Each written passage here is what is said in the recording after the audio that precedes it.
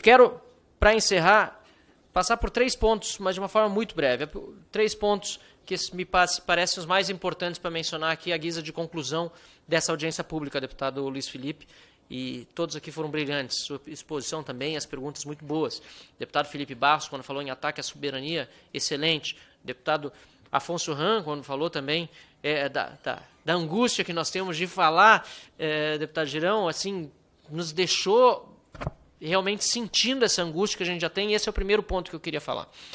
Nós já vivemos em censura, e o deputado Pazuello, na conversa lateral, me dizia exatamente isso, que foi votada, foi julgada no Tribunal Superior Eleitoral. E quem disser que não vivemos em censura está sendo hipócrita, está mentindo. A própria ministra Carmen Lúcia falou, concordando com a decisão daquela resolução, que aceitaria a censura apenas por um período, mas sim, que era censura, era contra a Constituição. Um voto absurdo, grotesco, não obstante um voto, em que se demonstrava que se concordava com a censura. Então, quem diz que hoje não tem censura está desdizendo o que a própria ministra disse lá atrás. Nós já sabíamos disso, nós já vivemos isso, nós já temos dificuldade em nos manifestar porque sabemos que há limites para aquilo que nós podemos dizer e limites que não são claros, porque estão na cabeça de um juiz, ou de um ditador, porque não merece a alcunha de juiz nem de ministro.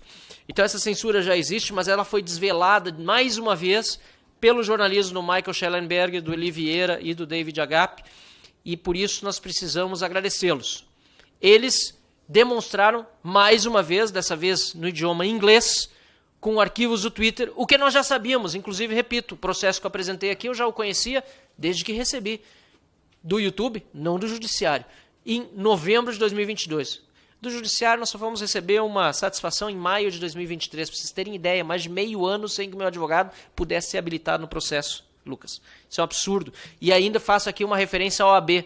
Foi só depois que eu reclamei da Ordem dos Advogados do Brasil na tribuna da Câmara que vieram nos ajudar para fazer a intercessão junto às suas excelências, o Supremo Tribunal Federal e o Tribunal Superior Eleitoral, para que pudéssemos ter habilitação aos autos. Olha que mundo, que país que nós estamos vivendo. Então, parabéns ao Michael Schellenberger, esse é o primeiro ponto, e aos que colaboraram.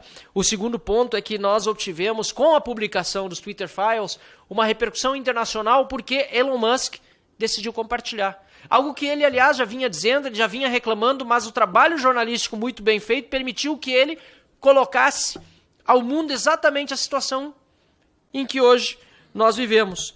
E esse trabalho do Elon Musk agora está fazendo as autoridades brasileiras, que se vendiam como democráticas, como defensoras da liberdade, como defensoras do devido processo legal e do Estado de Direito no exterior, em Paris, em Londres, em Lisboa, em Nova York, eles estão tendo que se posicionar. Isso vale para o Supremo Tribunal Federal e vale para o Lula também. Eles não têm que decidir. Nós somos ditadores aos olhos do mundo e vamos continuar fazendo o que estamos fazendo? Ou nós vamos finalmente recuar e talvez fazer um novo pacto com os brasileiros e oferecer paz outra vez para a nação? Perderam a oportunidade depois das eleições, do jeito que foram desequilibradas em 2022, de pelo menos dizer, olha, fizemos o que fizemos essa patifaria toda que foi feita no processo eleitoral de 2022, mas passou, daqui para frente é outro tempo. Não, não quiseram. Continuam covardemente perseguindo. E agora chegou no ponto em que a sujeira é tão grande, deputado Luiz Felipe, que não tem tapete grande o suficiente para escondê-la. Eles vão ter que decidir. Vamos continuar como ditadores? Depois do que o Elon Musk fez e de todas as autoridades internacionais falando, ou vamos voltar atrás? E o terceiro ponto vai depender muito do que nós fizermos daqui para frente como brasileiros. Eu vejo que há uma nova motivação, uma nova esperança. Muita gente já tinha perdido qualquer tipo de fé na recuperação do Brasil como democracia, disse agora eu vi uma luz, porque veio de fora.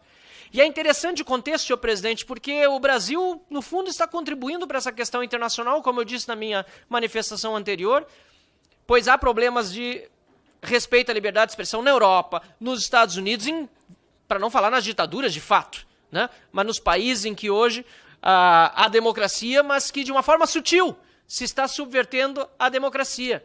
De uma forma sutil estão criando comitês de verdade. De forma sutil estão aprovando, por exemplo, no Parlamento Europeu, legislação, na Escócia, na Irlanda, como citado por Michael Schellenberger, ou no governo americano, ou entidade de inteligência, de forma sutil. De forma que quase se pode dizer, não, mas isso faz parte de um novo momento da democracia nos países desenvolvidos. É isso que estão dizendo. Sabe como o Brasil está contribuindo?